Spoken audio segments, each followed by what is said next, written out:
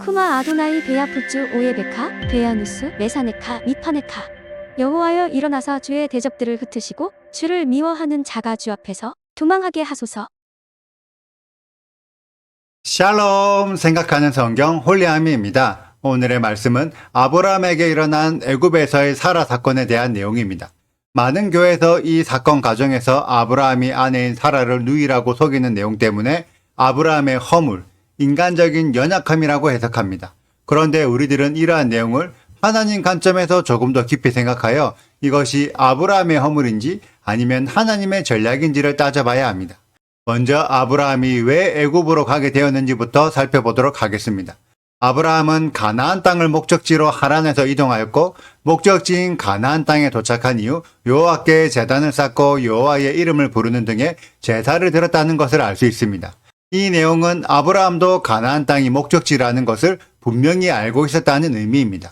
그런 아브라함이 하나님이 주신 목적지를 버리고 더 좋은 땅을 얻기 위해 애굽으로 이동했을까요? 10절을 보면 가나안 땅에 심한 기근이 들어서 어쩔 수 없이 애굽으로 이동했음을 알 수 있습니다. 아브라함의 관점으로 이해하면 하나님께서 명령하신 목적지 가나안 땅에 들어왔지만 갈대아 우르와 하란에서 살던 것보다 더욱 힘든 삶을 살게 되었다고 해석할 수도 있죠. 그래서 아브라함도 어쩔 수 없이 애굽으로 이동하게 되었는데 이때에도 12절을 보면 아브라함이 악한 의도로 아내인 사라를 누이라고 속인 것이 아니라 누이라고 속이지 않으면 자신이 죽을 수도 있기 때문에 어쩔 수 없이 속이게 되었다는 것을 알 수 있습니다. 만약 다른 사람들은 안 그랬는데 아브라함 혼자 아내를 누이라고 속이면 아브라함이 악한 의도로 거짓말을 한 것입니다. 하지만 당시의 환경이 다른 사람들을 죽이고 그의 아내와 재산을 빼앗아가는 타락한 세상이 형성되어 있고 다른 사람들도 생존을 위해 아내나 딸을 다른 사람들에게 파는 문화를 가지고 있었다면 아브라함의 행동은 당시 문화에서 당연한 행동이지 거짓말이라고 할 수 없습니다. 그런데 이런 문화가 성경에 여러 번 기록되어 있기 때문에 당시 아브라함이 했던 행동은 거짓말이 아니라 세상의 풍조였다는 것을 이해할 수 있습니다. 그리고 실제로 아브라함이 애굽으로 내려갔을 때 바로의 신하들이 사라의 아름다움을 보고 바로 왕에게 데려가는 내용이 나오기 때문에 아브라함의 행동은 거짓말이 아니라 일종의 전략이었다고 볼 수 있죠. 그런데 과연 이 전략이 단순히 아브라함의 머리에서 나온 전략이었을까요? 16절을 보면 바로 왕이 사라를 데려가는 조건으로 아브라함에게 많은 재물을 선물로 주었고 17절에는 여호와 하나님이 바로와 그 집에 큰 재앙을 내리셨다고 기록되어 있습니다. 이때 큰 재앙의 단어가 내가로 피부병, 나병, 발진 등의 피부에 생기는 질병이었습니다. 그래서 바로 왕이 사라를 데리고 갔어도 아무 짓도 할 수 없는 상태였죠. 우리들은 이러한 과정들을 통해 아브라함이 사라를 누이라고 속인 행동이 단순히 아브라함의 머리에서 나온 거짓말이 아니라 하나님이 주신 전략이었다는 것을 알 수 있습니다.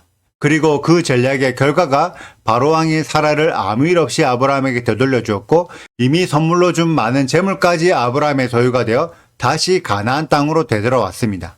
그래서 아브라함이 하란에서 가나안 땅으로 이동할 때도 많은 소유가 있었지만 애굽을 갔다 온 이후로 훨씬 더 많은 소유를 가지게 되어 가축과 은과 금이 풍부했다고 기록되어 있죠.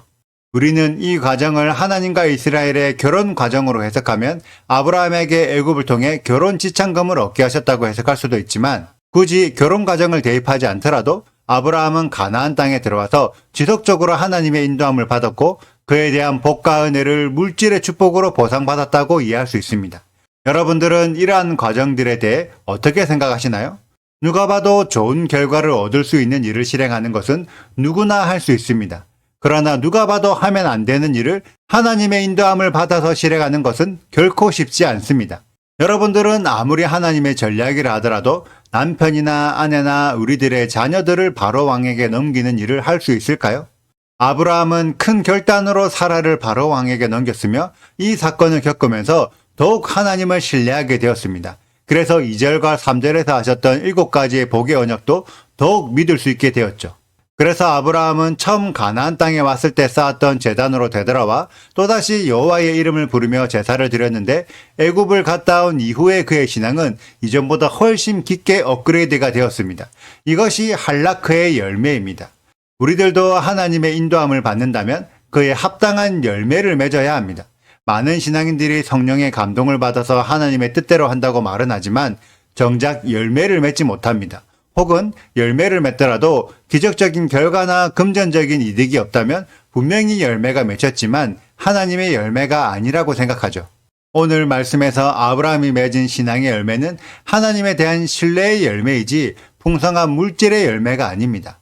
그래서 내일 말씀에서 아브라함은 전혀 물질에 대한 욕심을 내지 않습니다. 그런데 하나님에 대한 신뢰가 없는 롯은 하나님의 언약보다 물질의 열매에 더욱 탐을 내게 되죠. 아브라함의 믿음의 여정을 따라가면 분명히 우리들에게도 신앙의 깊은 업그레이드가 일어나게 될 것입니다. 다만 업그레이드의 기준을 물질의 열매에 두지 않으셨으면 좋겠습니다. 만약 아브라함이 물질의 열매를 중요하게 생각했었다면 결코 갈대아 우르와 하란을 떠나지 못했을 것이며 오늘 말씀에서도 가나안 땅으로 되돌아오지 않고 애굽에 머물렀을 것입니다. 우리들도 물질의 열매에 집착하면 나도 모르게 세상에 속한 애굽에 정착하게 될 것입니다. 저 역시 많은 물질의 복에 집착했었다면 지금 정도의 신앙 수준에 도달하지도 못했고 지금처럼 토라포션을 유튜브에 올리는 일도 없었을 것입니다. 모든 일에 합력하여 선을 이루시는 여호와 하나님을 송축합니다. 우리 홀리아미 가족들도 하나님의 인도함을 받아 원래 있던 각자의 영역으로 되돌아왔을 때 눈에 띄게 놀랄 만한 변화, 깊은 영적 성숙이 풀어지길 진심으로 축복합니다. 오늘의 영상은 여기까지입니다. 오늘의 말씀 읽으시고 질문 있으시다면 언제든지 댓글로 남겨주세요. 오늘도 감사합니다. 샬롬! 아브람이 애굽에 이르렀을 때 애굽 사람들이 그 여인이 심히 아리따움을 보았고 바로의 고관들도 그를 보고 바로 앞에서 칭찬함으로 그 여인을 바로의 궁으로 이끌어들인지라. 이에 바로가 그로 말미암아 아브람을 후대함으로 아브람이 양과 소와 노비와 암수 나귀와 낙타를 얻었더라. 여호와께서 아브람의 아내 사레의 일로 바로와 그 집에 큰 재앙을 내리신지라. 바로가 아브람을 불러서 이르되 내가 어찌하여 나에게 이렇게 행하였느냐? 내가 어찌하여 그를 내 아내라고 내게 말하지 아니하였느냐? 내가 어찌 그를 누이라 하여 내가 그를 데려다가 아내를 삼게 하였느냐? 내 아내가 여기 있으니 이제 데려가라 하고 바로가 사람들에게 그의 일을 명하매 그들이 그와 함께 그의 아내와 그의 모든 소유를 보내었더라. 아브람이 애굽에서 그와 그의 아내와 모든 소유와 롯과 함께 네겝으로 올라가니 아브람에게 가축과 은과 금이 풍부하였더라. 그가 네겝에서부터 길을 떠나 베델에 이르며 베델과 아이 사이 곧 전에 장막 쳤던 곳에 이르니 그가 처음으로 제단을 쌓은 곳이라. 그가 거기서 여호와의 이름을 불렀더라. 구독과 좋아요를 눌러주세요. 그리고 알림 설정도 해주시고요. 사랑과 관심 부탁드려요. 슈바 아도나이 리베보트 할레페 이스라엘 여호와여 이스라엘 천만인에게로 돌아오소서.